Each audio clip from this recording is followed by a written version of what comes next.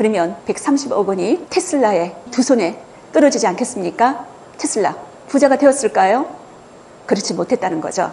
토마스 에디슨은 이 5만 달러 지급 약속을 지키지 않았는데요. 에디슨은 이 말이 더욱더 얄밉습니다. 테슬라에게 했던 말이죠. 테슬라, 자네는 미국식 유머를 이해하지 못하는군. 주급 10달러만 올려주겠네. 테슬라의 심정이 어땠을까요? 그래서 테슬라는 에디슨 전기 회사를 나오게 됩니다. 에디슨과 테슬라가 영원히 결별하게 되는 거죠. 이때부터 두 사람의 불꽃 튀는 경쟁이 시작합니다. 테슬라가 다닌 오스트리아 그라츠 공업대학인데요. 이 공업대학과 함께 체코에 가면 프라하 대학이라고 있습니다. 이 대학을 졸업하고 헝가리 부다페스트에 있는 작은 전기 회사에서 일을 했습니다. 그리고 프랑스 파리로 건너가서 에디슨 전기회사의 자회사에서 근무를 했습니다. 거기에서 굉장히 뛰어난 능력을 발휘했겠죠. 그래서 누군가가 에디슨 전기회사에 추천장을 서주었습니다. 그 사람은 바로 찰스 배철러라고 하는 에디슨의 오른팔이었습니다. 이 사람도 굉장히 유명한 발명가입니다. 그런데 이 추천장에 이런 내용이 들어있다고 하네요. 나는 두 명의 위대한 사람을 안다. 한 사람은 당신이고 다른 이는 이 젊은이다. 배틀러가 벌써 이 두 사람이 위대한 발명가임을 한눈에 알아봤다는 거죠. 그래서 마침내 1884년에 에디슨 연구소에 테슬라가 입사했습니다.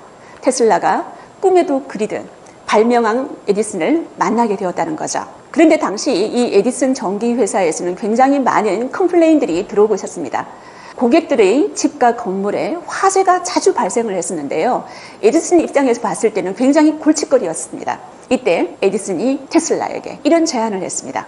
5만 달러를 줄 테니 효율 높은 직류 발전기를 한번 만들어 봐라. 테슬라가 이 제안을 당연히 받아들였겠죠. 5만 달러가 현재 가치로 하면 130억 원이 넘는다고 합니다. 굉장히 큰 금액 아니겠습니까? 테슬라는 에디슨의 이 제안을 받고 몇 달 동안 잠도 서너 시간밖에 자지 않고 계속 발명을 거듭했다고 합니다. 그리고 이 직류 발전기의 효율성을 증진시키는 해결책을 제시했습니다. 그러면 130억 원이 테슬라의 두 손에 떨어지지 않겠습니까? 테슬라 부자가 되었을까요? 그렇지 못했다는 거죠. 토마스 에디슨은 이 5만 달러 지급 약속을 지키지 않았는데요. 에디슨은 이 말이 더욱더 얄밉습니다. 테슬라에게 했던 말이죠. 테슬라, 자네는 미국식 유머를 이해하지 못하는군. 주급 10달러만 올려주겠네. 테슬라의 심정이 어땠을까요? 그래서 테슬라는 에디슨 전기회사를 나오게 됩니다. 에디슨과 테슬라가 영원히 결별하게 되는 거죠. 이때부터 두 사람의 불꽃 튀는 경쟁이 시작합니다. 에디슨과 테슬라. 테슬라는 이 에디슨 전기회사를 나오고 난 다음에 본인이 생각했던 교류 시스템을 만들어냅니다. 에디슨 전기회사에 있었던 그 시간이 헛되지 않았다는 거죠. 거기에서 보낸 그 시간들은 직류 시스템이 많은 문제점이 있다는 걸 스스로 알아내는 시간이기도 했습니다. 그리고 마침내 교류 시스템을 만들어냈고요. 이 교류 시스템을 인정했던 조지 웨스팅하우스와 손을 잡게 됩니다. 이 조지 웨스팅하우스도 굉장한 발명가입니다, 여러분. 지금 미국에 웨스팅하우스라는 회사가 있는 거 아십니까? 원자력 발전과 우주 개발 사업에 이 웨스팅하우스가 참여한다고 알려져 있습니다. 이 웨스팅하우스는 어떤 것을 발명했냐 하면 기관차에 보면은 에어 브레이크가 있습니다. 그 에어 브레이크를 이 웨스팅하우스가 만들어냈다는 거죠. 천재와 천재가 만나서 웨스팅하우스라는 회사를 이끌게 되었는데요. 정확하게 말하면 과학자로서의 라이벌은 에디슨과 테슬라지만 사업가로서의 라이벌은 웨스팅하우스와 에디슨이 되겠습니다. 에디슨이 설립한 전기 조명 회사를 모체로 해서 GE, 제너럴 일렉트릭사가 설립되었다는 걸 여러분 아시고 계실 겁니다. GE는 당시에 굉장한 대기업이었습니다. 그런데 이 웨스팅하우스는 스타트업 기업이라는 거죠. 골리앗과 다윗의 싸움인데요. 누가 이길까요? 전기는 그 당시만 해도 신에너지였습니다. 이 신에너지 전기의 송전 방식 채택을 건 치열한 경쟁이 펼쳐졌는데요. 이걸 우리는 전류전쟁이라고 합니다. The Current War이라고 하는데요. 영화로도 많은 분들이 알고 있을 겁니다. 직류와 교류, 제너럴 일렉트릭사와 웨스팅하우스. 누가 이겼을까요? 그 전쟁 속으로 여러분을 안내하겠습니다. 이 전류 전쟁을 보기 전에 과연 직류가 무엇이고 교류가 무엇인지 과학자가 아닌 입장에서 제가 알고 있는 직류와 교류에 대해서 잠시 설명하도록 하겠습니다. 항상 같은 방향으로 일정하게 흐르는 전기를 직류라고 얘기를 합니다. 그런데 이 직류에는 문제점이 있습니다. 먼 곳으로 전기를 보내려고 하면은 전압을 올려야 되거든요. 승합이라고 합니다. 그런데 승합하는 게 이 직류 시스템은 힘들었습니다. 2마일까지가 한계치였죠. 그러면 2마일마다 직류 발전소를 만들어야 됐다는 거죠. 경제성에서는 한참 뒤지겠죠. 그리고 직류는 장거리 전송이 어렵다고 제가 방금 이야기를 했었고요. 안전성마저 낮아가지고 굉장히 화재가 잦았습니다. 그런데 직류의 이런 모든 문제를 교류가 극복을 했는데요. 교류 시스템이 이런 겁니다. 전기의 방향이 주기적으로 변한다는 거죠. 그리고 싸고 편리하게 전기를 공급할 수 있었는데요. 그 이유는 변압기라는 거죠. 이 변압기 때문에 고압으로 승합을 할 수가 있었다는 겁니다. 그래서 멀리 떨어진 곳까지 전기를 공급할 수 있는 장점이 있는 게 바로 교류 시스템이었습니다. 이것을 니콜라 테슬라가 발명을 해냈다는 거죠. 그리고 안전함까지 더해진 시스템이 교류 시스템이었습니다. 이 교류 시스템이 자리 잡기 시작하면서 에디슨의 전기회사의 입지가 점점 좁아지겠죠. 교류 시스템이 나오기 이전까지 미국의 전기 시장은 에디슨 전기회사가 독점을 하고 있었습니다. 그러면 에디슨이 이 위기 상황을 어떻게 타개를 했을까요? 도발을 했습니다. 에디슨은 웨스팅하우스가 교류를 이용한 전력 공급 사업에 새로 뛰어들자 교류는 위험하다라는 인식을 대중들한테 심어주기로 했습니다. 교류가 높은 전압으로 승합할 수 있기 때문에 굉장히 위험하다는 거죠. 그러면 어떤 식으로 에디슨이 교류가 위험하다는 가짜 뉴스를 퍼뜨렸을까요? 바로 전기의자죠. 당시까지만 해도 미국 사회에서 사용은 교수용으로 했습니다. 그런데 에디슨이 전기의자를 만들었다는 거죠. 이 전기의자를 이용해서 사용을 시키기 위해서는 굉장히 높은 전압이 한꺼번에 흘러야 되거든요. 그래서 교류를 이용해서 사용수가 죽음을 맞는 이 전기의자를 에디슨이 고안을 했다는 겁니다. 당시에 2000볼트의 교류 전기가 이 전기의자에 흘러서 사용수가 사망을 했는데요. 이 전기의자에서 처형된 윌리엄 캡너라는 사용수를 여러분은 지금 보고 있습니다.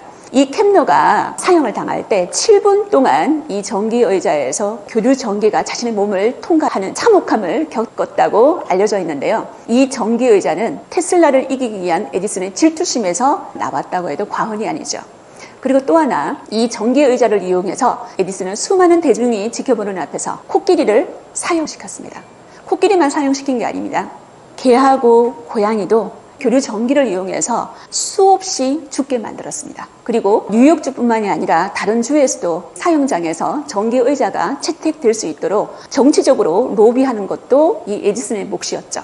그러면 테슬라도 반격을 해야 되겠죠. 테슬라의 반격은 어떤 모습이었을까요? 테슬라와 웨스팅하우스는 이렇게 생각을 했습니다. 제대로 알면은 두려움이 없어진다. 여러분도 모르면은 두려운 거지 알고 있으면은 두렵지 않지 않습니까? 그래서 이 교류 전기의 안전성에 대해서 대중들한테 알리려고 노력을 했다는 거죠. 그 첫 번째가 바로 이 모습입니다.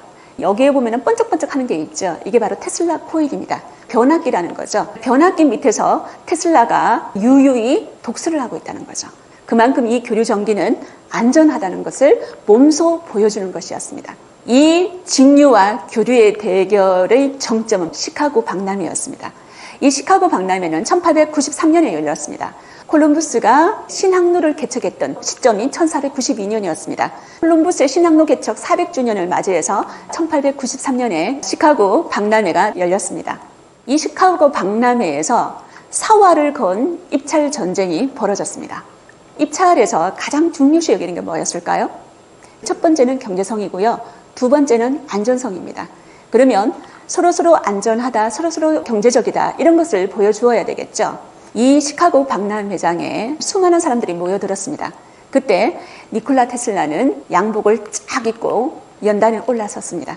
그의 신발은 코르크로 만들어져 있었죠. 이곳에서 전기 단자를 통해서 자기 몸속으로 교류 전기를 흘려보냅니다. 교류 전기가 흘려보내졌음에도 불구하고 니콜라 테슬라는 멀쩡했다는 거죠. 대중들이 이것을 보고 이 교류 전기가 안전하구나라고 생각을 했습니다. 두 번째는 제가 앞서 말했던 경제성이라는 거죠. 웨스팅하우스도 굉장히 큰 고민이 있었습니다. 이 웨스팅하우스사에서 니콜라 테슬라의 교류 시스템 특허를 샀기 때문에 매번 사용했던 전력량에 따라서 로열티를 지불했었어야 됐었거든요. 그런데 테슬라는 자신이 소유한 교류 관련 특허권을 포기했습니다. 로열티를 더 이상 받지 않겠다는 거죠. 웨스팅하우스사 입장에서 봤을 때 경제성으로 제너럴 일렉트릭사와 승부를 할 수 있는 결정타가 되었다는 거죠. 그래서 2,700만 명이 다녀간 이 박람회에서 교류 전기의 안전성, 효율성, 그리고 경제성을 테슬라가 몸소 증명해냈습니다. 그리고 여러분이 보시다시피 이 시카고 박람회장은 교류 전기로 25만 개의 전구가 켜졌습니다. 누가 이겼습니까? 니콜라 테슬라가 에디슨 전기회사, 제너럴 일렉트릭사를 꺾었다는 거죠. 마지막입니다. 마지막 대결이라는 거죠. 나이가라 폭포에 여러분 여행을 가시면요, 이런 테슬라의 동상이 서 있을 겁니다. 테슬라와 나이가라 폭포는 어떤 관련성이 있었을까요? 젊은 시절의 테슬라의 모습인데요. 이 테슬라에게는 꿈이 있었습니다. 미국으로 건너가서 나이아가라 폭포의 힘을 이용해서 전기를 만들어 보고 싶었던 꿈이었는데요. 이 나이아가라 폭포에서 세계 최초로 수력 발전소가 만들어졌습니다. 이 수력 발전소는 직류 시스템이 아니라 교류 시스템을 받아들였습니다. 역시 에디슨이 아니라 니콜라 테슬라가 이겼다는 거죠. 나이아가라 폭포 수력 발전소 건설로 이제 교류 방식은 국제 표준이 되었습니다. 그리고 20세기 전기의 표준도 교류 시스템이 된 거죠.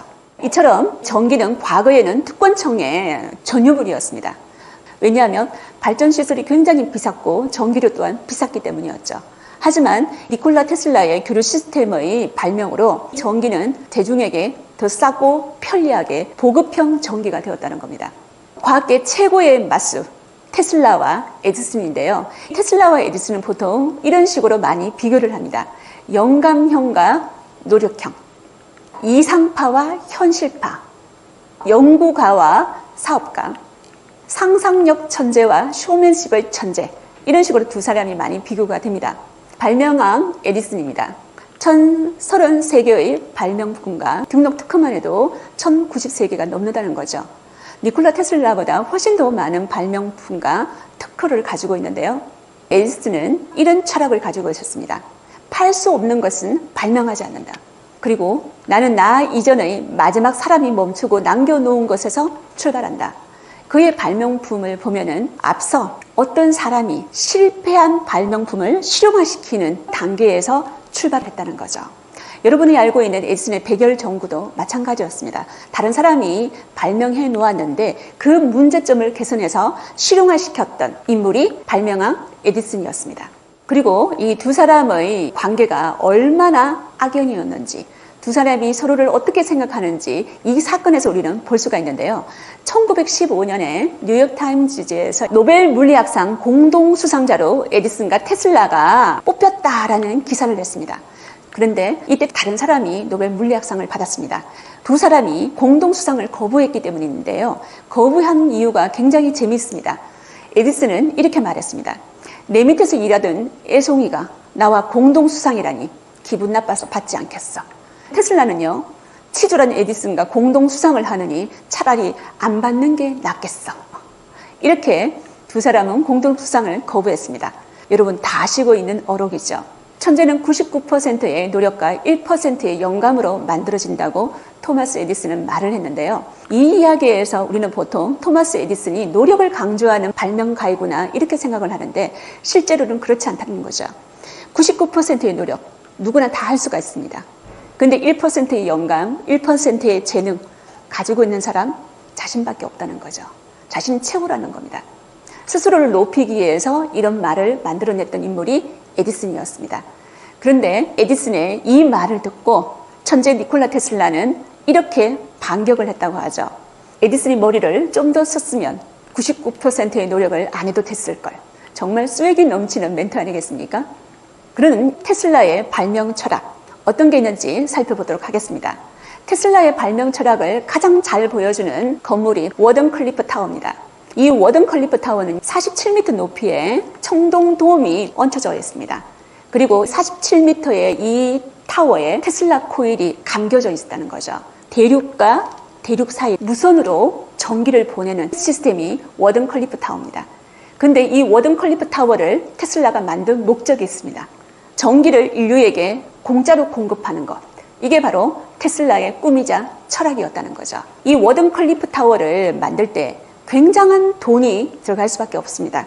그때 테슬라에게 투자했던 사람이 JP 모건입니다. 그런데 JP 모건이 전기를 인류에게 무상으로 공급하겠다는 테슬라의 뜻을 알았다는 겁니다. JP 모건은 사업가이자 투자가였고 자본가였습니다. 돈이 되어야지만 투자를 하는 사람이 JP 모건이었다는 거죠. 이 테슬라의 뜻을 아는 순간 투자를 철회했습니다. 그러면 이 워든 클리프 타워는 어떻게 되었을까요? 더 이상 진전되지 못하고 고철로 팔리게 되었다는 거죠. 그리고 테슬라는 완전히 파산 직전까지 갔습니다. 테슬라의 주요 발명품들을 보면 테슬라가 어떤 인물인지 알 수 있을 것 같은데요. 하나하나 살펴보도록 하겠습니다. 앞서 제가 말씀드렸던 교류 발전기가 있고요. 유도 전동기, 테슬라 코일, 이게 바로 변압기라는 거죠. 그리고 무선 에너지를 송전하는 방식, 전파 라디오. 여러분 라디오 들을 때 주파수를 맞춰서 라디오를 듣죠. 그게 다 테슬라가 만든 겁니다. 그리고 우리가 보통 렌트겐이라는 발명가가 이 X선을 만들었다고 알려져 있는데 X선을 먼저 만들었던 인물이 테슬라였습니다. 그리고 1차 세계대전 때 영국의 승리를 가져왔던 레이더가 테슬라의 아이디어에서 가져왔다는 겁니다. 테슬라의 이런 주요 발명품들을 보면 오버 테크놀로지를 볼 수가 있는데요. 진짜 시대를 뛰어넘은 발명품, 기술력이라고 할 수가 있습니다. 감히 그 당시로 봤을 때는 상상할 수 없는 정말 언빌리버블한 발명품이라고 말할 수가 있죠. 그래서 니콜라 테슬라는 젊은 친구들한테 금성에서 온 외계인, 미래에서 온 인간, 이런 별명으로 많이 불려졌는데요. 이 위대한 천재 발명가는 한 호텔에서 쓸쓸하게 죽음을 맞이했습니다. 노년의 테슬라는 이렇게 말을 했죠. 임종을 앞두고 고국의 친구에게 보낸 테슬라의 편지를 여러분한테 읽어드리겠습니다. 이 세상은 더 이상 가진 자들의 폭력이 가난한 자들에게 굴욕을 주는 일이 없는 세상이 될 것입니다. 그리고 새로운 세상에서는 지식과 과학, 예술의 산물이 개인의 부를 위해서가 아니라 인류의 복지와 윤택한 삶을 위해 쓰일 것입니다. 테슬라의 발명 철학을 한마디로 정의를 해보겠습니다. 돈벌이가 아니라 인류가 한 걸음 더 진보할 수 있도록 만드는 것. 그래서 저는 테슬라를 이렇게 정의하고 싶습니다. 스스로를 태워서 인류에게 빛이 되어준 발명가 니콜라 테슬라.